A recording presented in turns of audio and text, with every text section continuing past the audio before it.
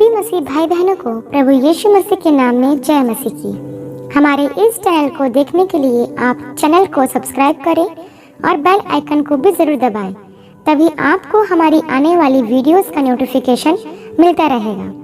आज मैं आपके लिए बाइबल से आदम और हव्वा की कहानी लेकर आई हूँ, जो आपको उत्पत्ति के 1 से 3 अध्याय में मिल जाएगा, तो आप उसे वहाँ से विस्तार से पढ़ सकते हैं। तो चलिए भाई और बहनों, वीडियो स्टार्ट करते हैं। प्रियो, परमेश्वर ने 5 दिनों में पृथ्वी और उसमें पाई जाने वाली सब चीजों की सृष्टि की। तब 6वें दिन परमेश्वर ने आदम और हव्वा को बनाया। फिर प्रभु परमेश्वर ने अदन नामक स्थान पर एक वाटिका लगाई। वहाँ आदम को, जिसे उसने रचा था, रखा। उसने सब प्रकार के सुंदर फलों के वृक्ष भी बनाए। वाटिका के बीचों बीच 2 वृक्ष थे, वह वृक्ष जो जीवन देता है और वह वृक्ष जो मनुष्य को भले और बुरे का ज्ञान पाने में सहायता करता है। तब प्रभु परमेश्वर ने अदन की वाटिका की देखभाल करने के लिए आदम को वहां रख दिया। उसने उससे कहा, तू वाटिका के किसी भी वृक्ष के फल को खा सकता है, परंतु भले और बुरे का ज्ञान पाने में सहायता करने वाले वृक्ष का फल तू ना खाना। यदि तू खाएगा तो निश्चय मर जाएगा। ध्यान दे मेरे प्रियो, अदन की वाटिका में परमेश्वर ने जीवन का वृक्ष और भले व बुरे ज्ञान का वृक्ष दोनों लगाए थे, और परमेश्वर ने आदम और हव्वा को स्वतंत्र इच्छा प्रदान की थी, जो कि हम आगे देखेंगे कि इन्होंने अपनी स्वतंत्र इच्छा का कैसे गलत फायदा उठाया। प्रियो, यह कहानी उस प्रश्न का उत्तर देती है जो बहुत से लोग पूछते हैं, यदि परमेश्वर ने सब कुछ अच्छा बनाया तो फिर संसार में बुराई क्यों आई? परमेश्वर आदम और हव्वा को और हमें भी प्रसन्न दिखना चाहता है। सच्ची प्रसन्नता उन्हीं के लिए है जो परमेश्वर की आज्ञा का पालन करते हैं। प्रियो, यह कहानी हमें आज्ञा उल्लंघन के परिणामों को दर्शाती है, जिसके बारे में हम आगे देखेंगे। प्रियो, सांप परमेश्वर द्वारा बनाए गए सभी जानवरों में से सबसे चालाक था। एक दिन सांप ने स्त्री से पूछा, क्या परमेश्वर ने सचमुच में कहा है कि इस वाटिका के किसी भी वृक्ष का फल तुम ना खाना? हव्वा ने उत्तर दिया, हम वाटिका के किसी भी वृक्ष का फल खा सकते हैं, परंतु जो वृक्ष बीच में है उसमें से नहीं खा सकते। परमेश्वर ने हमसे कहा है कि ना तो उसके फल को खाना और ना ही उसे छूना। यदि हम ऐसा करेंगे तो हम मर जाएंगे। सांप ने उत्तर दिया, यह सच नहीं है, तुम नहीं मरोगे। परमेश्वर ने यह इसलिए कहा है क्योंकि वह जानता है कि जब तुम फल खाओगे तो तुम परमेश्वर के समान हो जाओगे, तुम भले और बुरे को समझने लगोगे। ध्यान दे मेरे प्रियो कि परमेश्वर ने पहले ही आदम और हव्वा को अपनी समानता में सृजा था। उन्हें परमेश्वर के तुल्य होने की कोई आवश्यकता नहीं थी। सांप ने यहाँ पर हव्वा के सामने परमेश्वर के वचन को गलत ढंग से प्रस्तुत किया। कई मसीही विरोधी इस सवाल को उठाते हैं कि परमेश्वर ने अदन की वाटिका में भले व बुरे ज्ञान के वृक्ष को क्यों लगाया?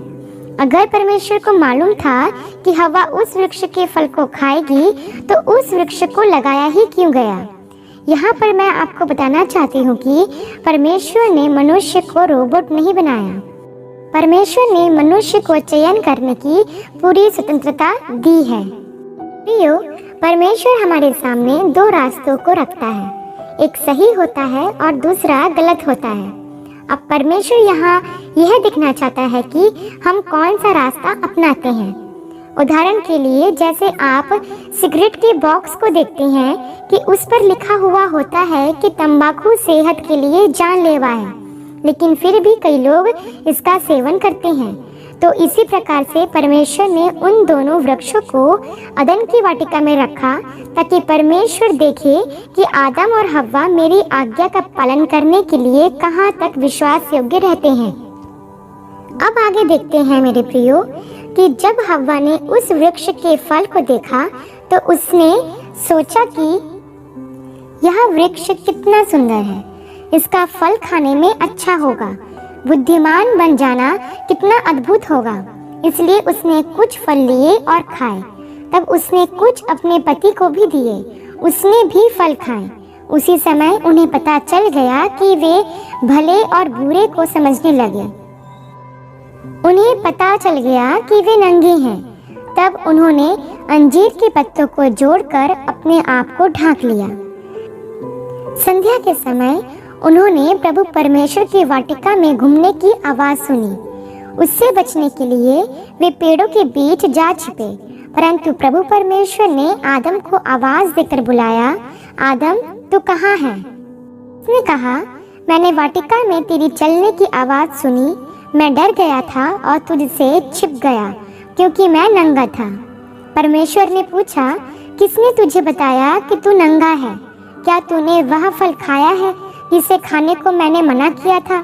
आदम ने कहा, जिस स्त्री को तूने मेरे साथ रहने को दिया है उसी ने यह फल मुझे दिया और मैंने खाया। प्रभु परमेश्वर ने हव्वा से कहा, तूने ऐसा क्यों किया? हव्वा ने कहा, सांप ने मुझे बहका दिया, तब मैंने खाया। तब प्रभु परमेश्वर ने सांप से कहा, तुझे इस कारण दंड मिलेगा।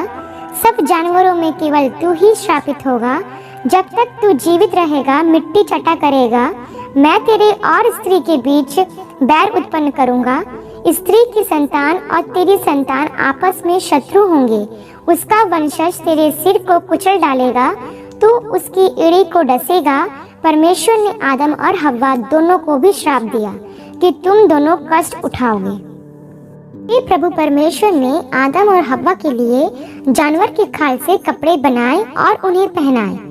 तब प्रभु परमेश्वर ने कहा, अब मनुष्य भले और बुरे को जानने के कारण हम में से एक के समान हो गया है, इसलिए हम उसे उस वृक्ष का फल ना खाने दे जो जीवन देता है। यदि वह ऐसा करता है तो वह अनंत काल तक जीवित रहेगा। इस कारण प्रभु परमेश्वर ने उसे अदन की वाटिका से बाहर निकाल दिया। तब से लेकर उसे कठिन परिश्रम करके उस मिट्टी में से अपना भोजन पैदा करना पड़ता है जिसमें से परमेश्वर ने उसे बनाया था। अब यहाँ पर हम कुछ बातों को सीखते हैं। पहले तो यह कि परमेश्वर अपने लोगों से आज्ञाकारिता चाहता है। वह चाहता है कि उसके लोग आज्ञाकारी बने। जैसा हम शमूएल की पहली पुस्तक के 15 अध्याय के 22 वचन में पढ़ते हैं, जहाँ लिखा है कि क्या यहोवा होम बलियों और मेल बलियों से उतना प्रसन्न होता है जितना कि अपनी बात के माने जाने से। सुन मानना तो बलि चढ़ाने से और कान लगाना मेढ़ों की चर्बी से उत्तम है। तो प्रियो, अगर हम भी परमेश्वर की आज्ञाओं का पालन करते हैं तो परमेश्वर की आशीष हम पर बनी रहती है। लेकिन अगर उसकी आज्ञा का पालन नहीं करते तो हमें उसके क्रोध का सामना करना पड़ेगा। दूसरी बात हम सीखते हैं कि हमें दोष लगाने वाला नहीं बनना है। यहाँ पर हम देखते हैं कि जब परमेश्वर ने आदम से पूछा तो उसने हव्वा का नाम आगे कर दिया कि इसी ने मुझे यह फल खाने को दिया, और जब परमेश्वर ने हव्वा से पूछा तब उसने सांप का नाम आगे कर दिया। इस प्रकार इन लोगों ने अपनी गलती ना स्वीकारी, परंतु अपनी गलती के लिए एक दूसरे पर दोष लगाते रहे। बाइबल हमें सिखाती है, नीति वचन की पुस्तक 28 अध्याय के 13 वचन में, जहाँ लिखा है, जो अपने अपराध छिपा रखता है उसका कार्य सफल नहीं होता, परंतु जो उसको मान लेते हैं और छोड़ भी देते हैं उन पर दया की जाएगी। तो प्रियो, यहाँ पर अगर आदम स्वयं अपनी गलती स्वीकार लेता तो परमेश्वर का निर्णय कुछ और होता।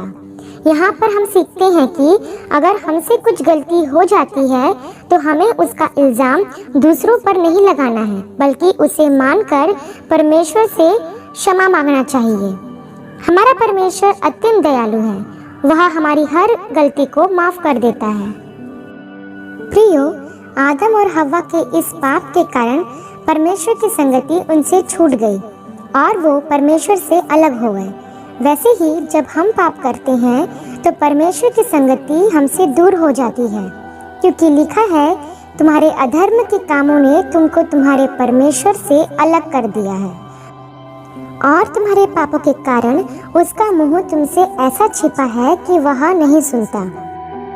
प्रियो, अगर आप परमेश्वर की संगति में बने रहना चाहते हैं तो आपको पाप से दूर रहना होगा। आशा करती हूँ कि इस कहानी का संक्षिप्त विवरण आप सभी को समझ में आया होगा। परमेश्वर आपको अपने पवित्र आत्मा की भरपूरी से सदा भरता रहे। यदि आप चाहते हैं कि दूसरे भी इन्हें सुनकर आशीष पाएं, तो दूसरों के साथ भी इसे शेयर कर सकते हैं, क्योंकि हमारे प्रभु यीशु मसीह की यही इच्छा है। आप सबको जय मसीह की and God bless you all.